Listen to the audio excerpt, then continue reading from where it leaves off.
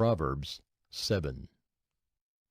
My son, keep my words and treasure up my commandments with you. Keep my commandments and live.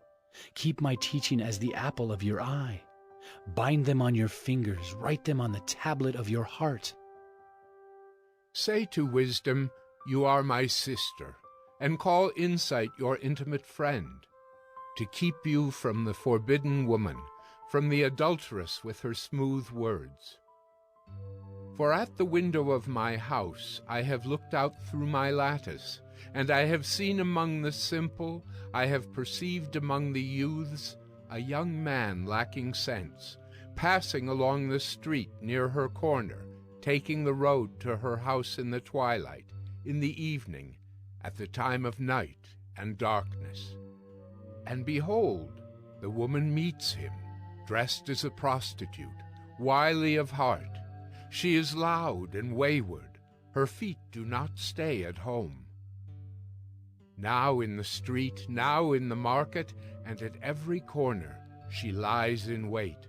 She seizes him and kisses him, and with bold face she says to him, I had to offer sacrifices, and today I have paid my vows.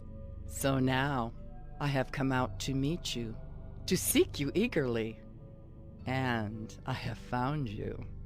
I have spread my couch with coverings, colored linens from Egyptian linen. I have perfumed my bed with myrrh, aloes, and cinnamon. Come, let us take our fill of love till morning. Let us delight ourselves with love. For my husband is not at home. He has gone on a long journey. He took a bag of money with him. At full moon, he will come home.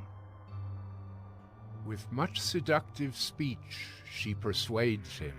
With her smooth talk she compels him.